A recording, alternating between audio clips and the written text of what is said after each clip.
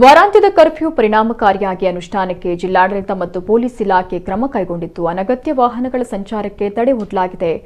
ನಗರ ಪ್ರವೇಶಿಸುವ ಪ್ರಮುಖ ಸ್ಥಳಗಳು ಮತ್ತು ಆಯಕಟ್ಟಿನ ಪ್ರದೇಶಗಳಲ್ಲಿ ಪೊಲೀಸರು ರಸ್ತೆಗೆ ಬ್ಯಾರಿಕೇಡ್ ಅಳವಡಿಸಿದ್ದು ಪರಿಶೀಲಿಸುತ್ತಿದ್ದಾರೆ. ಮಂಗಳೂರು ನಗರ ಪೊಲೀಸ್ ಕಮಿಷನರ್ ಎನ್ ಶಶಿಕುಮಾರ್ ಅವರ ನೇತೃತ್ವದಲ್ಲಿಯೇ ಬಂದೋಬಸ್ತ್ ವ್ಯವಸ್ಥೆ ಮಾಡಲಾಗಿದೆ. ಇನ್ನು ಪ್ರಮುಖ ಜಂಕ್ಷನ್ಗಳಲ್ಲಿ ಬಿಗಿ ಬಂದೋಬಸ್ತ್ ವ್ಯವಸ್ಥೆ ಮಾಡಲಾಗಿದೆ. ಇಂದು ಮುಂಜಾನೆ ಕೂಡ ನಗರದ ಹಲವು ಕಡೆಗಳಲ್ಲಿ ಖುದ್ದು ಪೊಲೀಸ್ ಆಯುಕ್ತರು ಭೇಟಿ ನೀಡಿ ಪರಿಶೀಲಿಸಿದ್ದಾರೆ.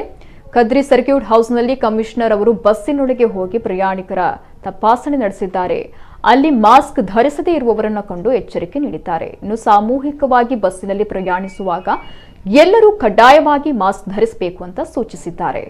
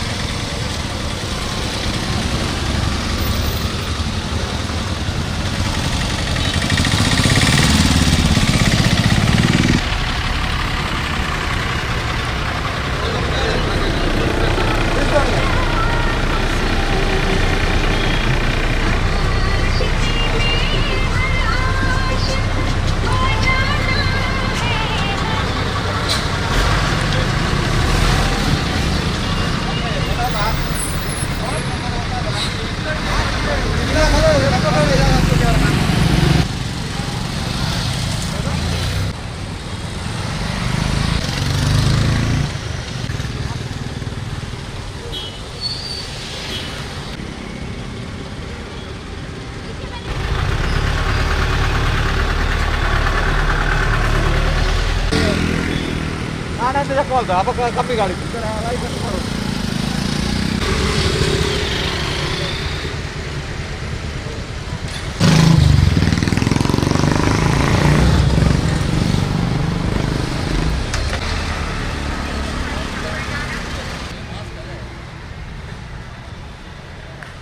ಸೊ ನಮಗೆಲ್ಲೂ ಸಂಘರ್ಷದ ವಾತಾವರಣ ಇಲ್ಲ. ಸಾರ್ವಜನಿಕರು ಸಹಕರಿಸ್ತಾ ಇದ್ದಾರೆ.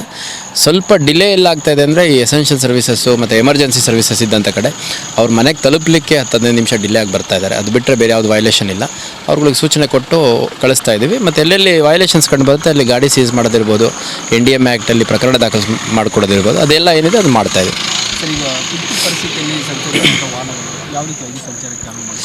ತುರ್ತು ಪರಿಸ್ಥಿತಿಯಲ್ಲಿ ಓಡಾಡುವಂಥ ವಾಹನಗಳಿಗೆ ಯಾವುದೇ ನಿರ್ಬಂಧ ಇರಲ್ಲ. ಯಾವ ರೀತಿ ಅಂತಂದರೆ ಇವಾಗ ಫುಡ್ ಡೆಲಿವರಿ ಮಾಡೋವಂಥವ್ರು ಇದ್ದಾರೆ, ಮೆಡಿಕಲ್ ಸ್ಟೋರ್ಸ್ ಅವರಿದ್ದಾರೆ, ಹಾಸ್ಪಿಟಲ್ಸ್ ಇದ್ದಾರೆ. ಎಮರ್ಜೆನ್ಸಿ ಸರ್ವಿಸಸ್ಗೆ ಯಾವುದೇ ಆ್ಯಂಬುಲೆನ್ಸ್ ಸೇರಿದಂತೆ ಪೇಷಂಟ್ಸ್ ಕರ್ಕೊಂಡು ಹೋಗ್ತಿರೋರು ಯಾರಿಗೂ ನಾವು ನಿರ್ಬಂಧ ಹಾಕ್ತಾಯಿಲ್ಲ. ವೆರಿಫೈ ಮಾಡ್ತಾಯಿದ್ದೀವಿ. ಒಂದು ಎರಡನೇದು, ಈ ಇಂಡಸ್ಟ್ರಿಯಲ್ ಪ್ರೋಸೆಸ್ಸಲ್ಲಿ ಇರುವಂಥವ್ರು ಅಂದರೆ ಈ ಭಾಳಷ್ಟು industrial areas, special economic zones ಇದ್ದಾವೆ. ಸೊ ಅಲ್ಲಿರೋವಂಥವ್ರಿಗೂ ಕೂಡ ನಾವು ಸಂಪರ್ಕ ಮಾಡಿ ಠಾಣಾ ಹಂತದಲ್ಲಿ ಸಭೆಯನ್ನು ಮಾಡಿದ್ದೀವಿ. ಅವರೆಲ್ಲ ತಮ್ಮ ಶಿಫ್ಟ್ಸನ್ನು 10 ಗಂಟೆ ಒಳಗಡೆ ಚೇಂಜ್ ಮಾಡ್ಕೋತಾ ಇದ್ದಾರೆ. ಅಂದರೆ 9 ಕಾಲಂಗೆ ಶಿಫ್ಟ್ ಚೇಂಜ್ ಮಾಡಿಬಿಟ್ಟು ಎಷ್ಟೊತ್ತಿದ್ರೆ 10 ಗಂಟೆ ಒಳಗೆ ತಮ್ಮ ಎಂಪ್ಲಾಯೀಸ್ ಮನೆಗೆ ಹೋಗೋ ರೀತಿ ಫೆಸಿಲಿಟೇಟ್ ಮಾಡ್ತಾ ಇದ್ದಾರೆ. ಅದ್ರ ಜೊತೆಗೆ ಏರ್ಪೋರ್ಟು, ರೈಲ್ವೆ ಸ್ಟೇಷನ್ನು ಆ ಕಡೆ ಹೋಗೋವಂಥವ್ರು ಮತ್ತು ಬಸ್ ಸ್ಟ್ಯಾಂಡಿಗೆ ಬರೋವಂಥವ್ರು ಅವ್ರು ಯಾರಿದ್ದಾರೆ ಅವರು ಸೂಕ್ತ ದಾಖಲಾತಿಗಳನ್ನ ತೋರಿಸಿದ್ರೆ ಅವ್ರಿಗೆ ಬಿಡ್ತೀವಿ, ಅವ್ರಿಗೆ ಅಂತ